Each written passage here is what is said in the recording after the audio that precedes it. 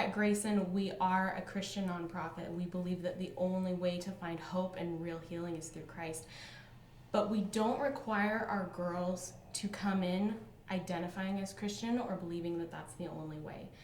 So for us to be able to meet these girls in some of the deepest and darkest and most difficult times, and to know that we will wade through that with them, would be an incredible opportunity to show what Christ is really like. Okay. And our staff, of course, is going to come through, and we're going to walk with them day by day. But there are certain things that are deep enough and heavy enough that my staff is not equipped to deal with that. Mm-hmm. So to have a counselor to come in and to embody what Christ would look like to these girls and to their kiddos as they walk through that, and we can look at what that kingdom change will look like, and maybe we'll never see it, and that's okay, because we've done what we can, and Christ is going to move when he'll move, and he's going to soften their hearts. And that, I think, is what I see for the Wholeness Project in Grayson, is that these girls are not only going to know love from the staff, they're going to know love from the counselor. And my prayer and my hope is that their whole perspective can change on what's possible for them, what's possible for their kiddos, and what Christ actually looks like, and how he wants to come in, and he wants to meet them where they're at, and things don't have to change first. He'll be there in the messy, and then we'll move forward. And that's my hope, and that's my prayer for the Wholeness Project.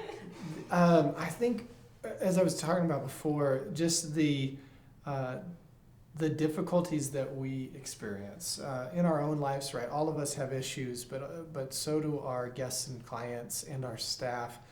I think what my hope is that having a counselor on site would help us work with our guests to unwind all the chains that are holding them back and undo those straps that are holding them down, so that they can be successful moving forward in life, but also can re-engage into community. And to have a counselor doing that, particularly a Christian counselor, that can share hope with them. I mean, we're talking about essential services. This is COVID time. Hope is the one essential service that we all need. And so to have that, somebody to talk to that can help you guide or help navigate through these situations, I think it'll be life-changing for some of our guests. And then also, like I said before, for some of our staff.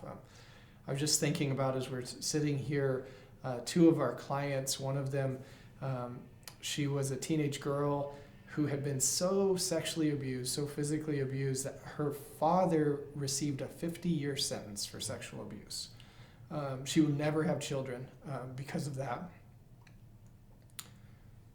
And that is difficult for her, for us as a staff to, what do we say? What do we do to, so have somebody that has a professional experience to help even guide us through, how do we have these conversations with a 17-year-old in our facility like this would be super beneficial to her, to us, but I think the community at large and in the long term. Yeah. Will and I've talked quite a bit.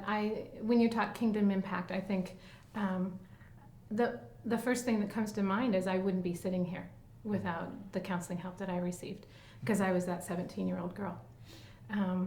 Long-term sexual abuse and abortions, and here I am with that under my feet. And all glory goes to Jesus Christ for that healing. But the practical work of it fleshed out with counselors who helped me find the healthy thought patterns that Katrina has talked about, healthy parenting. And that's my dream for our clients. One of the things that probably sets life services apart a little bit is that homelessness is a societally acceptable cause to get or to give to or to work in. Abortion recovery and life-affirming ministries are not. They're very politically charged. One of the arguments against pregnancy resource centers like Life Services is that we will convince a young woman to keep her baby and then just send her out into the world to live on welfare and raise another baby in poverty. And that is one of the things that we absolutely want to stand with women and stand against. We don't want to move a gal through our maternity home or host home program and have her still stuck on state assistance later. And the only way that we know that a woman can be free, like Katrina was saying, is through the love of Jesus Christ. But she also needs some real practical tools to overcome the things that were sown into her. And that can only happen through professionals like Will hires at Genesis Institute.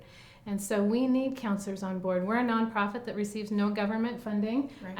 and we're completely privately funded. And so to pay counselors for our clients at $100 an hour is just not even feasible for our clients. And so we are so thankful to all of you watching for your partnerships, and thankful to Genesis Institute for bringing this forward.